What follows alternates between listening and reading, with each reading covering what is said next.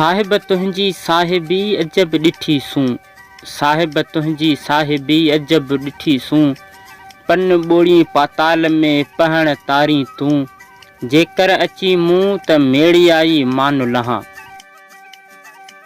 बिस्मिल्लाहिर्रहमानिर्रहीम, अस्सलाम वालेकुम। द हिस्ट्री ऑफ सिंध में मां आहियां अवां जो पंहिंजो तामीर हुसैन। कीअं आहियो अवां सभु? उमेद आहे तव्हां सभु ख़ुशि हूंदव ऐं अल्लाह पाक जे माने में हूंदव। अॼु जो असांजो वीडियो सिंध जे मशहूरु शाइर ताजल बेवस जे ज़िंदगी बाबति थियण वारो आहे। त वीडियो अव्हांखे ज़रूरु पसंदि ईंदो। त वीडियो खे लाइक करियो। हलूं था पंहिंजे हिन वीडियो जी तरफ़।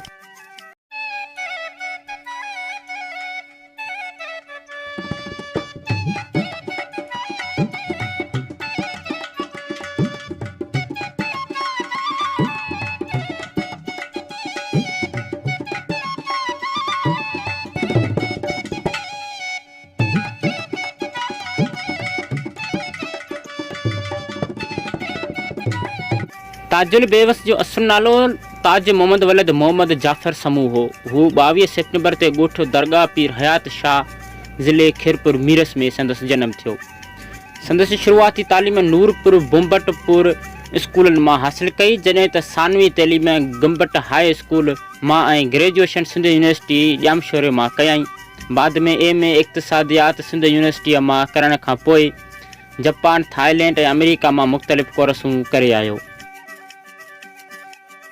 ताजुल बेवस 1960 ईस्वी में अंग्रेज़ उस्ताद तौरु मुलाज़िमत जी शुरूआत कई। बाद में सिंध हुकूमत जे केतिरनि ई इदारनि कंपनियुनि में investigator, research officer, assistant chief, deputy chief, chief ऐं रजिस्ट्रार जे उहिदनि ते ख़िदमतूं सरअंजाम ॾिनाई। मरकज़ी हुकूमत में एडिशनल सेक्रेटरी रहियो। कॉर्पोरेट लाइ अथॉरिटीअ में रजिस्टर ऑफ कंपनीज़ जे उहिदे तां रिटायर्ड कयई। उनखां बैदि शाह अब्दुल लतीफ़ भट्टाई यूनिवर्सिटी खिरपुर में कुझु अरसे लाइ वाइस चांसलर जो सलाहकार पिणु रहियो। ताजल बेवस कुझु अरसो सिंधी लैंग्वेज अथॉरिटीअ जे बोर्ड ऑफ गवर्नर्स जो मेंबर बि रही चुको आहे। ताजल बेवस शाइरीअ सां गॾोगॾु कहाणियूं, कालम ऐं मज़मून बि लिखिया। संदसि हफ़्तेवार कालम अवामी आवाज़ समेत मुख़्तलिफ़ सिंधी अख़बारनि में छपजंदा रहिया। ताजुल बेवस जे मशहूरु कलाम सिंध मुंहिंजी अम्मा सूंहं तुंहिंजे मथां, छा लिखी छा लिखां, सिंध तोड़े हिंद में वॾी मक़बूलियत हासिल कई।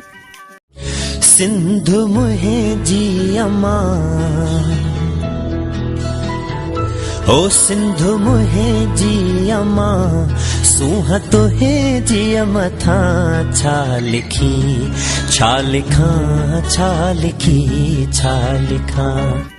हिंदुस्तान में हिन कलाम खे डॉक्टर मोती प्रकाश जे तराने आंधीअ में जोत जलाइण वारा सिंधीअ वांगुरु अहमियत हासिल आहे। ताजुल बेवस हिंद ऐं सिंध में केतिरा मनिता अवार्ड मिलिया। शाइरी सिंधी ऐं उर्दू ॿोली, सफ़रनामनि, आत्म कथा ऐं मुख़्तलिफ़ मौज़ूअनि ते संदसि 44 किताब लिखियल आहिनि।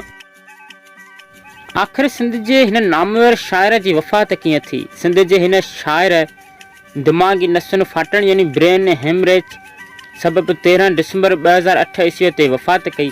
संदसि आख़िरी आरामगाह चौकुंडे क़ब्रिस्तान कराचीअ में आहे। अहिड़नि ई वॾनि हस्तियुनि लाइ भट्टाई चयो त घोड़नि ऐं घोटनि जीअनि थोरा ॾींहड़ा, कॾहिं मंझि कोटनि कॾहिं राई हिरण जी। इंशाअल्लाह उमेद आहे त अॼु जो इहो मालूमाती वीडियो अवां भाइरनि ऐं भेनरुनि खे ज़रूरु पसंदि आयो हूंदो। त वीडियो खे ज़रूरु लाइक करियो, चैनल खे ज़रूरु सब्सक्राइब करियो ऐं असांजे हिन वीडियो खे वधि खां वधि शेयर करियो। त मिलंदासीं हिकु अहिड़ी दिलचस्प ऐं हिस्ट्रिकल वीडियो में। तेसिताईं असांखे ॾींदा इजाज़त। अल्लाह हाफ़िज़।